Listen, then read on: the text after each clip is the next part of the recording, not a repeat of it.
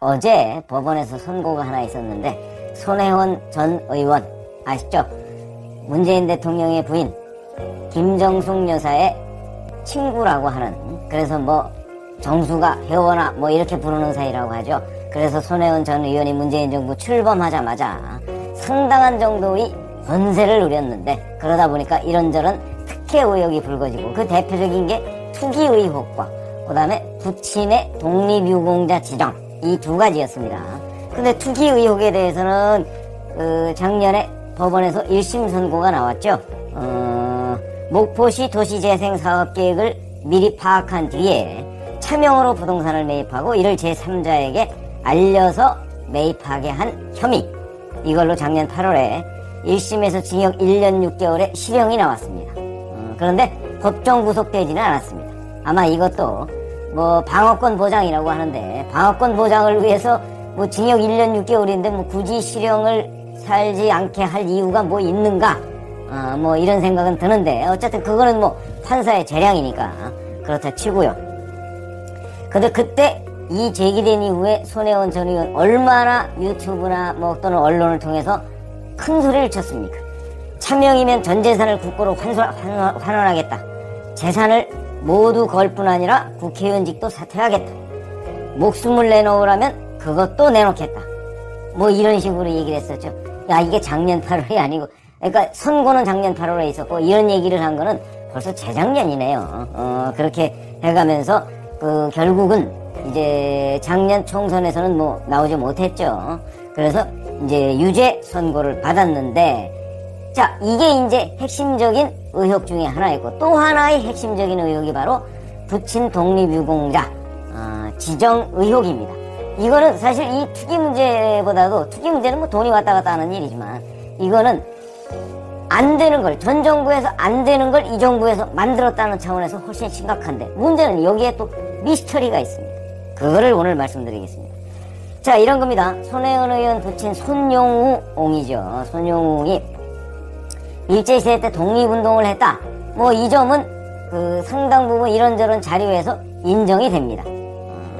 물론 다른 얘기도 있습니다만, 이런 겁니다. 1940년 일제가 패전할 것이다, 이렇게 여기저기 얘기를 하고 다녔고, 이것 때문에 체포가 돼서 옥살이를 했습니다. 그런데 그 이후에 해방 후에 사회주의 운동을 했거든요. 근데 우리는 사회주의 운동을 한 사람은 비록 독립유공이 있더라도 보훈심사 대상에서 제외해왔습니다. 그런데 이것을 문재인 정부 들어서는 아니야, 사회주의 운동을 했더라도 독립유공이면은 그러면 포상을 하자, 이렇게 규정을 바꿨습니다. 그 규정을 바꾼 게 문재인 정부 들어서입니다. 그렇기 때문에 이런 사회주의 운동을 한 경력 때문에 뭐 기타 등등 뭐 다른 것도 다 이유가 됐겠지만, 하여튼 종합심사를 해서 국가보훈처에서 손혜원 전 의원의 부친은 독립유공자가 될 수 없다, 이래서 모두 6차례 탈락을 했습니다. 이 6차례 탈락을 한 그 당시의 정부 중에서는 노무현 정부도 있습니다. 그러니까 노무현 정부에서도 손혜원 전 의원의 이런 문제 제기를 받아들이지 않았다는 겁니다. 그런데 문재인 정부 들어서, 문재인 정부 2017년 5월 달에 출범을 했으니까, 출범하고 나서 이게 이제 2018년에 있었던 거거든요. 바로 이듬해 있었던 일입니다. 그러니까 출범하고 나서 1년도 안 돼서 있었던 일입니다. 권세가 막강했을 때죠. 대통령 영부인의 친구다 하는 권세를 누린 것이 아닌가, 저는 이렇게 보는데, 그래서 이게 이제 언제 촉발이 되느냐면, 출범한 게 2017년 5월이라고 그랬는데 2018년 2월입니다. 2월 달에 당시 보훈처장 피우진 씨죠. 피우진 씨가 임성현 국가보훈처 보훈예후국장, 현 광주 지방보훈처장입니다. 이 사람하고 같이 손혜원 의원실을 방문을 합니다. 보훈처장이 국장을 데리고 의원실을, 민주당 의원실을 직접 방문했다. 당시 손혜원 의원의 의세가 어느 정도냐 하는 것을 우리가 미루어 짐작할 수 있는 대목입니다. 방문을 합니다. 그래서 무슨 얘기가 오갔는지는 모르겠으나 여하튼 거기서 이런저런 얘기를 했겠죠. 부친 독립유공자 문제와 관련해서 뭐 그걸 뭐 안 했다고 뭐 주장을 하기도 하고 그렇습니다만, 어쨌든 간에 이런저런 얘기를 했겠죠.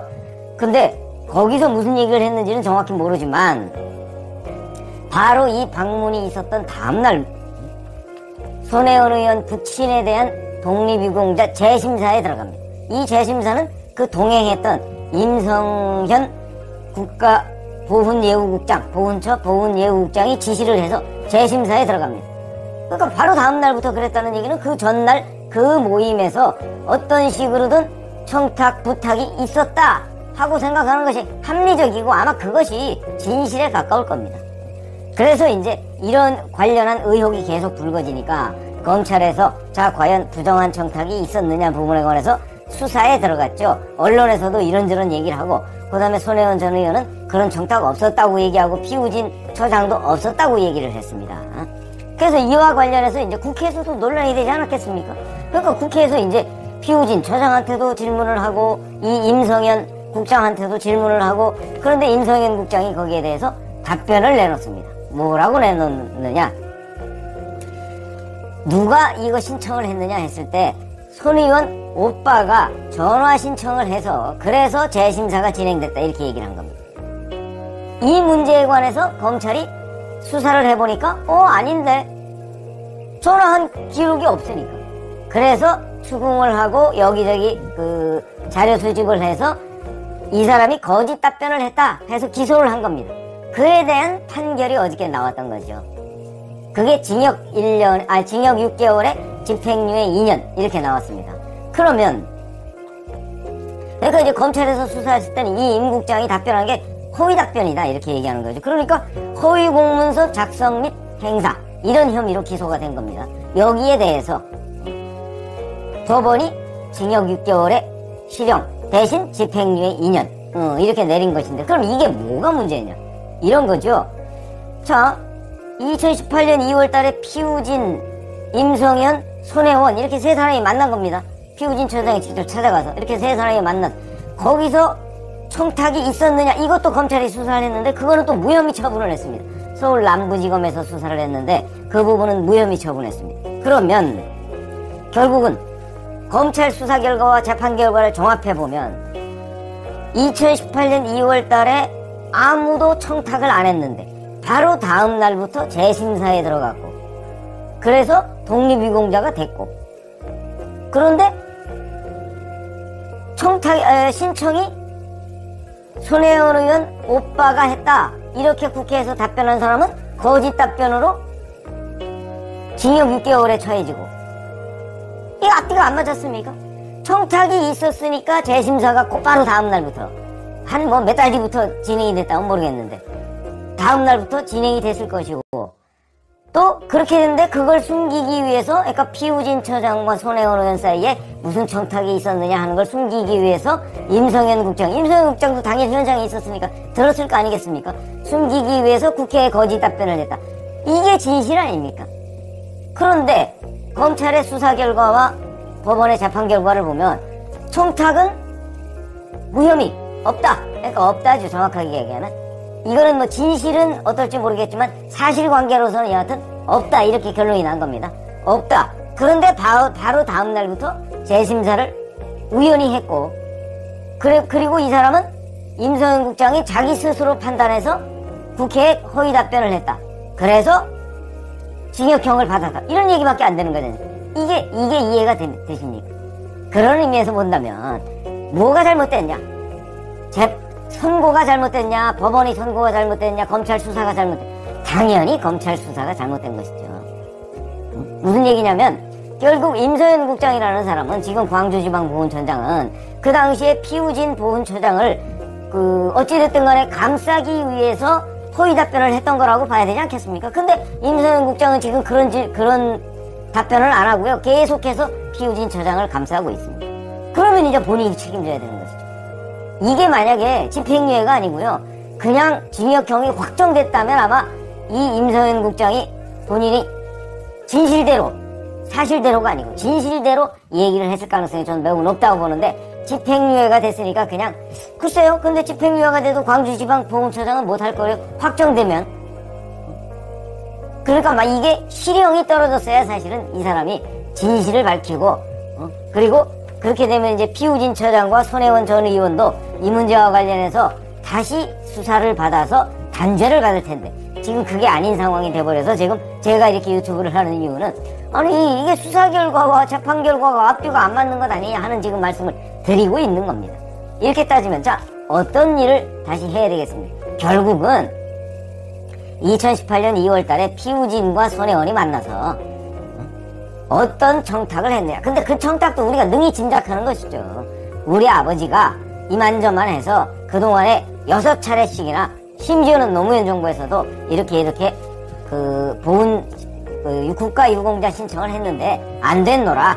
근데 이번에 이렇게 해서 이 자리에서 사회주의 운동가들에 대해서도 독립유공자 신청을 하면 받아주겠다 하는 쪽으로 개정을 그때는 아직 개정하기 전이니까 개정을 하겠다는 얘기를 피우진 처장이 손혜원 전 의원한테 했다는 거 아닙니까? 그러면 이제 그게 딱 맞아 떨어지죠. 할 테니까 이번에 한번 신청해 보세요. 그러면 이번에는 될 겁니다. 라고 얘기하고 그 자리에 배석했던 임성현 국장이 바로 나가서 이제 다음날부터 야, 우리 이제 사회주의 운동 하는 사람도 독립유공자 해주기로 한 거는 곧바로 이제 우리 법령 개정할 테니까, 지침 개정할 테니까 그거에 따라서 우리 손혜원 전 의원 붙인 손용우옹에 대해서도 이렇게 재심사를 해. 라고 지시를 해서 독립유공자 지정이 됐다. 이게 진실에 가까운 거 아닌가요? 그렇다면 서울 남부지검의 수사가 잘못된 것이죠. 그러니까 지금이라도 남부지검에서 이 수사를 진실에 가깝게 다시 해야 된다. 그게 바로 정의를 세우는 거 아니겠습니까? 독립유공자가 논란이 있습니다. 자, 사회주의 운동가들의 독립운동을 우리가 인정할 것인가 말 것인가. 만약에 사회주의 운동가들의 독립운동을 인정한다면 김일성에 대해서도 인정을 해야 된다. 이런 얘기 아니겠습니까? 물론 김일성이 과거 김성주 우리가 얘기하는 운동을 했던 김일성과 동일 인물이냐 아니냐 이것도 또 어마어마하게 논란이 있지만 그냥 간단하게 보면 보천보 전투나 이런 것도 별거는 아니라고는 하지만 있었던 것은 사실인 것으로 보이니까 그렇다면 여하튼간에 그 사람도 신청을 하면 우리가 독립유공자로 보훈을 해줘야 된다는 얘기밖에 안 되는 것이기 때문에 저는 문재인 정부에서 사회주의 운동가들에 대해서 독립유공자 지정을 할 수 있도록 해준 것 자체도 잘못됐다고 생각을 하지만 어쨌든 간에 거기까지는 또 변론이니까 그건 인정한다 쳐도 자, 손혜원 의원 전 부친의 독립유공자 지정 문제는 바로 이렇게 재심사 과정에 대해 부정청탁이 있었다. 이거는 위법 아닙니까? 이게 바로 김영란법 위반입니다. 그렇기 때문에 이런 문제에 대한 재심사를 해서 손혜원 전 의원과 피우진 보훈처장이 어떤 부정청탁을 했는지 능히 짐작은 됩니다만 그 부분에 관해서도 밝혀내서 그 잘못된 부분도 바로잡아야